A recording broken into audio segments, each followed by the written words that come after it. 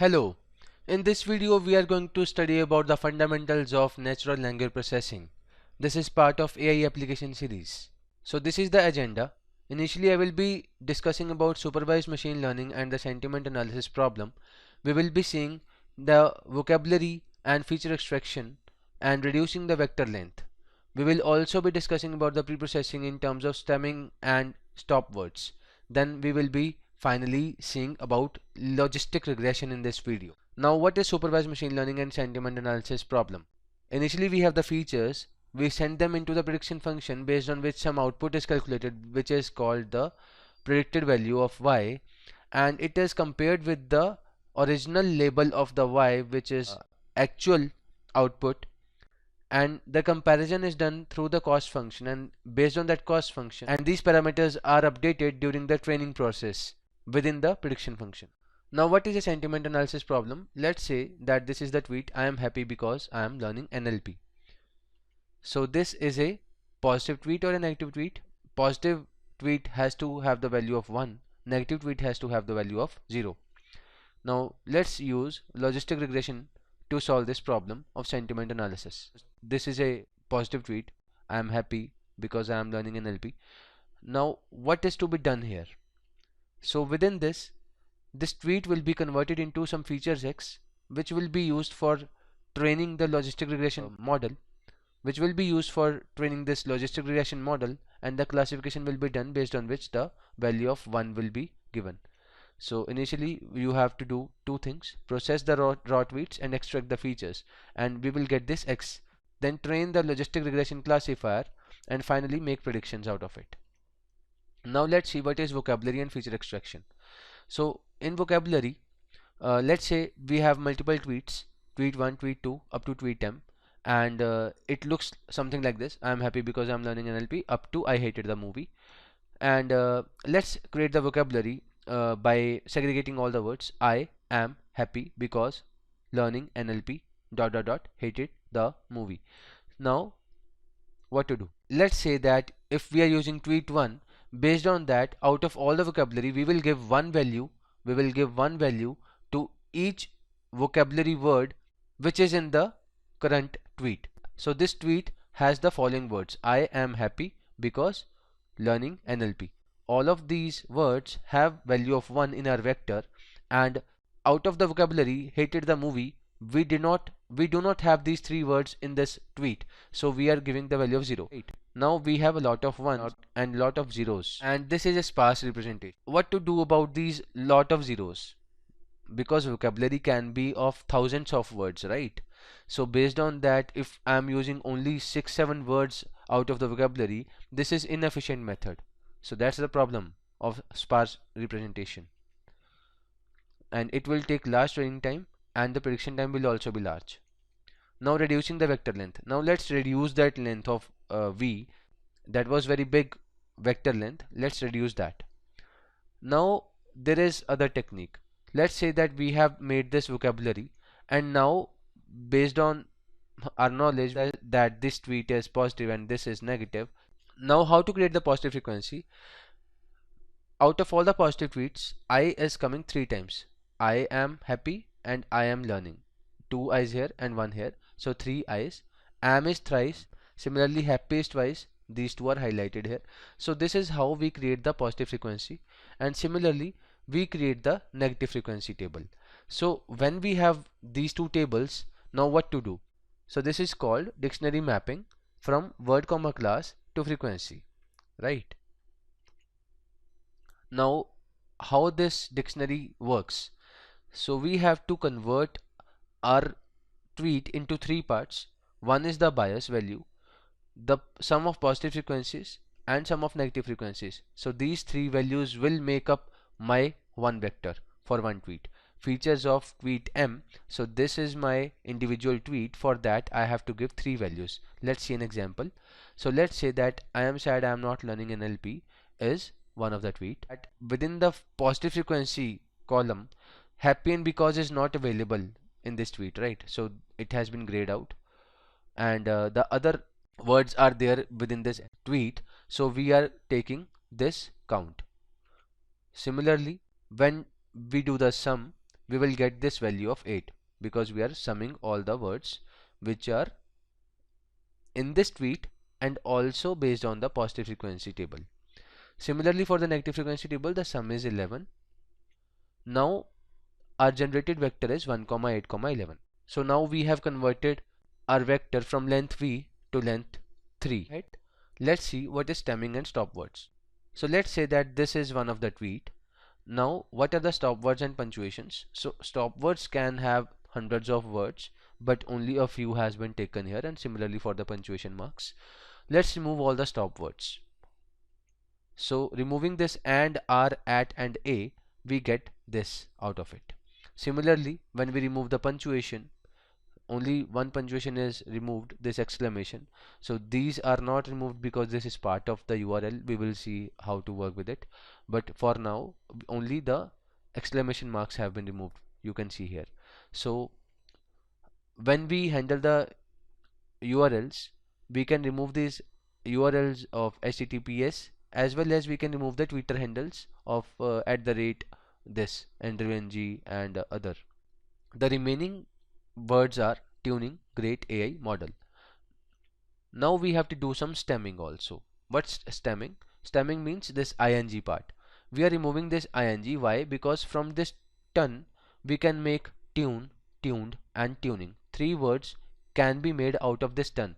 So imagine that you have all these 3 words in the tweet, but actual meaning comes to ton only because we are using the stemming. So our length will be reduced. This is an efficient method, so that's why stemming is being done.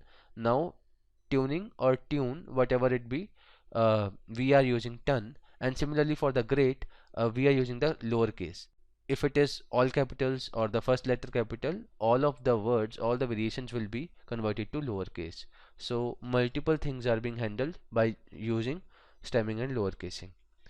Now the pre-processed tweet will be ton great AI model, all in lowercase. Moving ahead, let's say that this was the initial tweet, and after pre-processing we got this happy learn and NLP, and using the bias, sum of positive frequency and sum of negative frequency, we get this of value of 1, 4 and 2.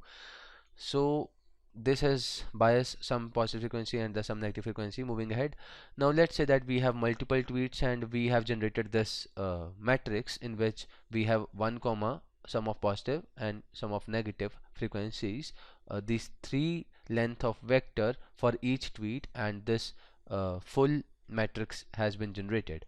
Now all the values can be converted into this matrix form and it can be worked upon for the sentiment analysis. Moving ahead, now general implementation will be that initially we will be building the frequencies dictionary, so this tweet and labels, so this build frequency function has to work around that. Then initialize the matrix hex. We will pre-process the tweet, so this processed tweet will be handling all the stemming, lower casing, removing the URLs, removing the stop words, so all those things will be handled in this process tweet function. You can make that program for yourself, and also the final extraction of features will be done based on the dictionary mapping and converting it to bias comma sum of positive frequency and sum of negative frequency. But now what is logistic regression? So you have seen this earlier that initially we have these features and we send it to some function, out of which using the parameters we give some output, and the cost function is calculated out of the predicted value and the actual value. Based on that the parameters are updated during the training. So all these things you know, but in logistic regression we have this function of sigmoid here. Now how sigmoid works? Sigmoid is a function h of xi comma theta. Theta is our parameters, and xi means our features, right? So based on that feature we will calculate the logistic value using this function. And how this function works, if our value is above 0.5 and positive, it will give our value prediction as 1, because the dot product is greater than equal to 0, and if the dot product is less than 0, it will give value of 0 because it will lie in this region. From this tweet we generated these 4 words after the processing, and we got this vector of bias, sum of positive frequency and sum of negative frequency. So out of the full dictionary, the sum of positive frequencies were this one and the negative this one. Based on that, the parameters are already tuned. Let's assume that some of the parameters are having this value, so these are arbitrary here.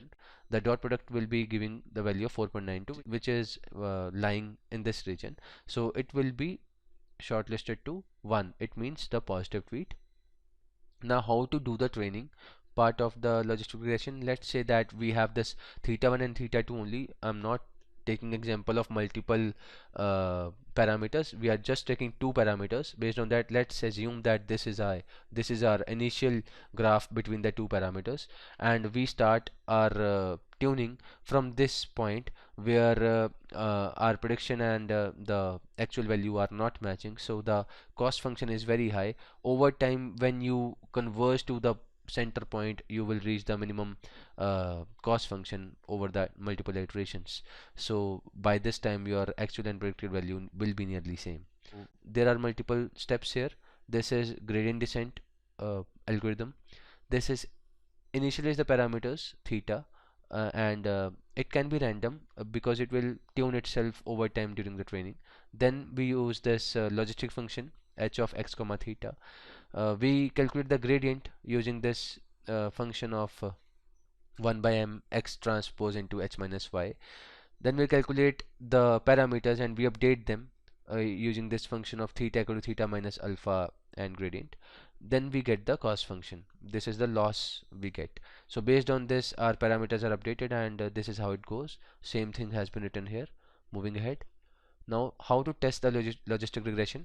Testing the logistic regression means that, let's say that we had actually trained our model on X train and the Y train. Now we have this validation data set for the testing part, X val and Y val, and the theta is the parameter. We implement the sigmoid function, and logistic regression function has been implemented on this X val and theta pair.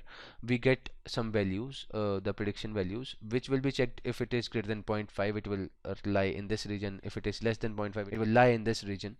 So moving ahead, let's say that we get this value, we get these predictions of 0.3, 0.8, 0.5 up to hm. It will be checked if it is greater than 0.5 every time, and the matrix will be generated out of it. So this can be calculated based on our predictions. So if if 0.3 is less than 0.5, value is 0. If the value predicted 0.8 is greater than 0.5, or 0.5 is greater than equal to 0.5, so the values are 1. You can see clearly that based on our predictions, this matrix will be filled, and the threshold value will also be considered to do the comparison.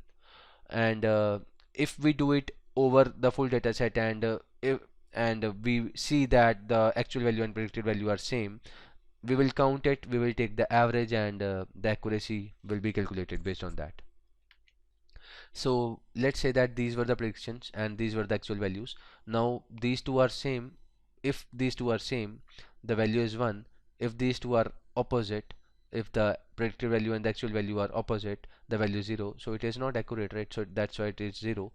So filling that matrix, we will get a lot of 0 and 1s. And how to do the accuracy part now? Let's again see it in detail now.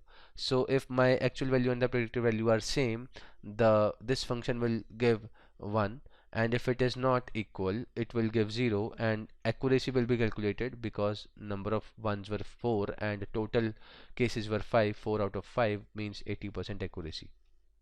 Now how does this logistic regression cost function works?